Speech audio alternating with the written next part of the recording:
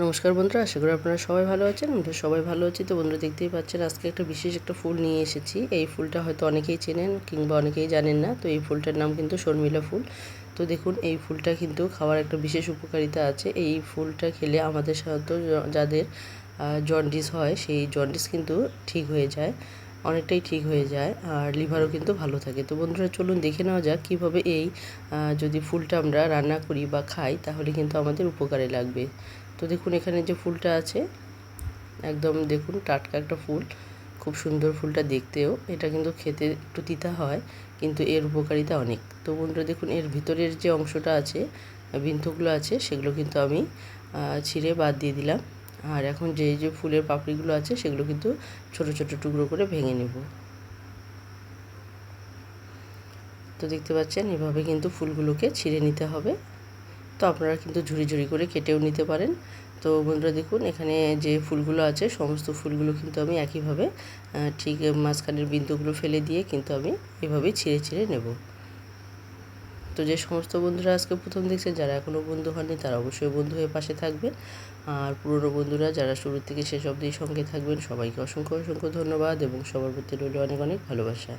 তো বন্ধুরা দেখতে পাচ্ছেন তো এইভাবে কিন্তু সমস্ত ফুলের বিন্দুগুলো আমি ফেলে দিচ্ছি আর এগুলো ছিঁড়ে ছিঁড়ে নিচ্ছি। তো এভাবে কিন্তু নেওয়ার পর এটাকে ভালো করে পরিষ্কার করে ধুয়ে নিতে হবে, 2-3 বার ধুয়ে নিতে হবে, কারণ এই ফুলগুলো কিন্তু অনেক সময় মাটিতেই পড়ে। তো দেখুন এগুলো আমাদের বাজার থেকে কিনে আনা, হয়তো বা মানে কাপড় হয়তো বিছানো ছিল, যার জন্য কিন্তু ফুলগুলো একদম পরিষ্কার, কোনো রকমের কিন্তু ধুলোবালি লাগেনি। তো এই সময়ে কিন্তু এই ফুলগুলো পাওয়া যায়, তাই খেতে ভুলবেন না। তো দেখুন এখানে কিন্তু সমস্ত ফুলগুলি খুব সুন্দরভাবে আমি ধুয়ে পরিষ্কার করে নিয়েছি। এখন এখানে সামান্য পরিমাণ লবণ কিন্তু আমি এখানে দিয়েছি, আর লবণ দেওয়ার পর ভালো করে হাত দিয়ে এরকম করে খচে নিয়েছি। এতে করে কিন্তু অনেকটাই জল বেরিয়েছে। তো যারা তিতা একদমই খেতে পারেন না তারা কিন্তু এই জলটা ফেলে দিয়ে রান্না করবেন, তাহলে খেতে পারবেন। আর যারা তিতা খেতে পারেন, তিতা আপনাদের ভালো লাগে, তো তারা কিন্তু অবশ্যই এই জল সমেত রান্না করবেন, এতে কিন্তু উপকার বেশি হবে। তো বন্ধুরা দেখুন এখন কড়াই বসিয়ে দিয়েছি, আর এখানে আমি দিয়েছি কয়েকটা কাঁচা লঙ্কা আর একটুখানি কালো জিরে। এখন আমি এখানে ফুলগুলো যে চিবিয়ে খচে রেখেছিলাম তাতে কিন্তু অনেকটাই জল বেরিয়েছে। তো দেখতে পাচ্ছেন সেই জল সমেতই কিন্তু এখানে আমি দিয়ে দিলাম, কারণ আমাদের বাড়িতে কিন্তু সবাই তিতা খেতে পারে। আর যারা তিতা একদমই খেতে পারেন না তারা কিন্তু অবশ্যই এই জলটা ফেলে দিয়ে হলেও খাওয়ার চেষ্টা করবেন। আপনাদের কিন্তু অনেকেই মানে জানেন এই ফুলগুলো খাওয়ার নিয়ম, আর যারা জানেন না তারা কিন্তু অবশ্যই এভাবে খেয়ে দেখবেন, আপনাদের অনেক উপকারে আসবে। তো বন্ধুরা দেখুন এখানে যখন আমি হাত দিয়ে চিপে নিয়েছিলাম বা খচে নিয়েছিলাম তখন কিন্তু একটু লবণ দিয়েছি। তো সেই আন্দাজ মতো কিন্তু আবারও একটু সামান্য পরিমাণ লবণ আমি এখানে দিয়ে দিলাম।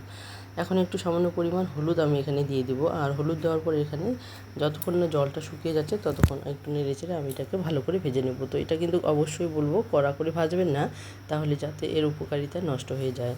তো এটা একটু হালকা হালকা করেই কিন্তু ভেজে নিতে হবে। তো বন্ধুরা দেখতেই পাচ্ছেন এখানে কিন্তু জলটা পুরোপুরি শুকিয়ে গেছে, আর শুকিয়ে যাওয়ার পর 1 মিনিট 2 মিনিটের মতো একটু নাড়াচাড়া করে হালকা আমি ভেজে নিব, যাতে এর উপকারিতাটা নষ্ট না হয়। তো বন্ধুরা দেখুন এখানে কিন্তু ভাজাটা হয়ে গেছে, এখন আমি এটা নামিয়ে নিয়েছি।